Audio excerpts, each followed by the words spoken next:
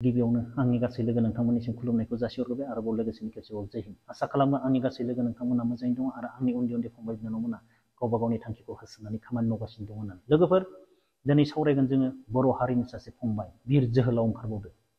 गासैबो मिथिखागौ फंबाय नबजित। फंबाय नबजितनि बाथ्रा सावरायनायजों लोगोसे आङो फंनैसो बाथ्रा थांनाय समफोराव उइनार जाखांनाय बिथां प्रनिता स्वर्गियारि आरो बिनानाव मासुम नार्जारि बिसोर सानैनि सायावबो आं फंनैसो बाथ्रा बुंगोन बे भिडिअनि जोबनायाव।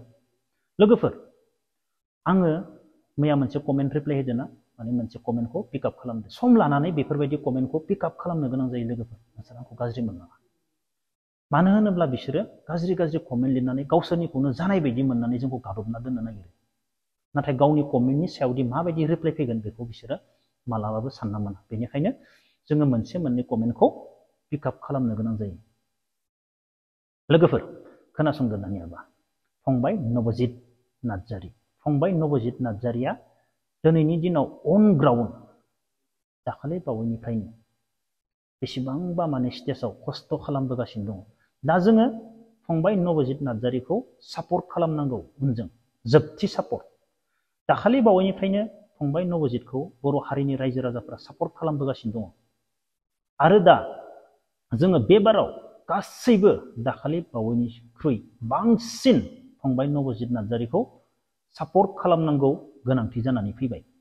लोगोफोर, दा जोङो फंबाय नबजित नार्जारिखौ माबायदि सापर्ट खालामगोन गासैबो मिथिखागौ।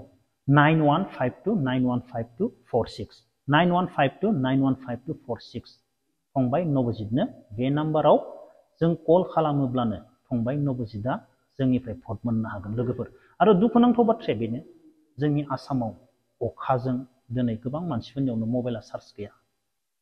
थेवब्लाबो जोङो नाजानांगोन। जायफोरनियाव चार्ज दङ, जायफोरनियाव गैया जों बेखौ जेबो बुंनो हाला। जोंनि बोथोरानो बेफोरबायदि खालामबायब्ला, अब्ला जायफोरनियाव चार्ज दङ जों गासैबो अनज्लायनानै फंबाय नबजित नार्जारिखौ माने जों देरहाहोनो हायो। आरो फंबाय नबजित नार्जारिया गाव खस्थ' खालामनायजों लोगोसे आरो जोंनि सापर्ट मोननानै देरहानानै फैयोब्ला जोंहाबो बेवहाय गोग्गाथाव। आं बेखौनो बुंनो सानो लोगोफोर। दा जोङो जेसेबां हायो एसेबां फंबाय नबजित नार्जारिखौ कल हरनानै भट होनो नाजानांसिगौ। आरो भटआ सोलिगासिनो दङ। दिनैबो गाबोनबो समफोरबो माने 23 आलासै सोलिगासिनो दङ फंबायमोन। आरो आंनि गासै लोगो नोंथांमोन। आरो आं बेखौनो बुंगोन, जोंनि बर' हारिया एसेल' जानो हागौ, नाथाय भट मोनफैयोब्ला जोंनि बर' हारिया देरहायो। मानो होनोब्ला जों खौसे जानानै हरो। नाथाय गुबुन स्टेटआ जोंनि बर' हारिनिख्रुइ माने 20 गुना 30 गुना बारा मानसि दङ। थेवब्लाबो बैसोरो जोंजों हाया लोगोफोर। बे जोंनि बर' हारिनि गोग्गाथाव। लोगोफोर, आं बेखौनो बुंगोन दा जोबनायाव, दाखालि बावै जोंहा बिथां प्रनिता स्वर्गियारि आरो मासुम नार्जारि बिनानावमोना सानैबो मा इण्डिया गट टेलेन्टआव माने कम्पिटिसन खालामहैदों।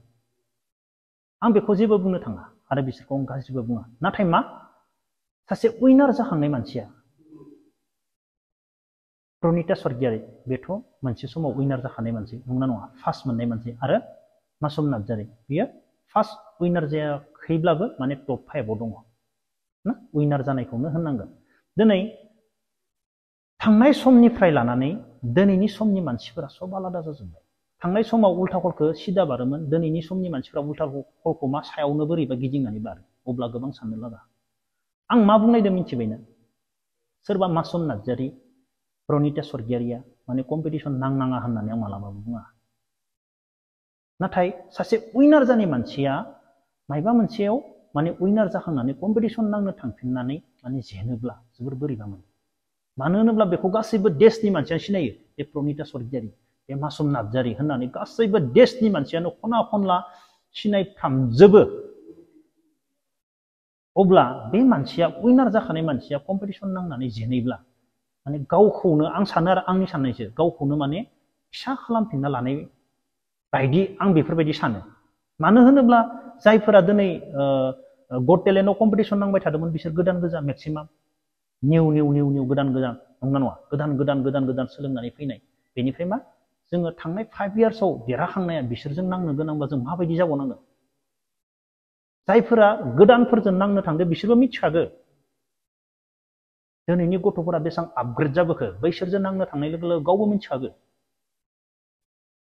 बेसेबां माने गावखौ तैयार खालामनानै थांनांगोन बेवहाय बैसोरबो मिथिखागौ थेवब्लाबो जेनैब्ला माने देरहाखानाय मानसिया माने उइनार जाखानाय मानसिया जेनैब्ला गोसोखौ जोंबो नायग्राफोराबो गाज्रि मोनो आरो गावसोर जायफोरा मोसानानै जेनदो बिसोर मा सानो बिसोरखौथ' जों बुंनो हाला आं बेखौ बुङाखैदि उइनार जाखांनानै मोसानो मोना आं बेखौ बुङाखै नाथाय देरहानायनो थायोब्ला मोनसे मा गोग्गाथावा आं बेखौसो सानो आरो लोगोफोरनो आंनि बुंनाया माबा मोनसे गोरोन्थि जादोंमोन लोगोफोर कमेन्ट बक्सआव कमेन्ट हर आरो माबा मोनसे गोरोन्थि जादोंब्ला निमाहा होबानो जाबाय आं साननायसो बुंदों आरोना आंनि साननायखौसो सासे उइनार जाखानाय कम्पिटिसन नांहैनानै गोदान मानसिफोरजों कम्पिटिसन नांहैनानै गोदान मानसिफोरजों जेननानै फैनाङा आं बेखौ सानो आरो गावनि जायगायाव गाव थायोब्ला माने बेयावनो गोबां सनमान दङ मोनसे समाव देरहादोंमोन नाय दिनैबो माने देरहानाय नामानो थायो आरोना नाथाय जेनोब्ला मा उमुगाव देरहादोंमोन उमुगाव थांनानै दाख्लै जेनैलायबाय बेफोरबायदि नामा फैयो आं बेफोरबायदि नामखौ लाजानो बायो जायफोरा देरहादों अब्ला लोगोफोर दिनैनि भिडिअखौ बेखिनियावनो दोनथ'नोसै जय हिन्द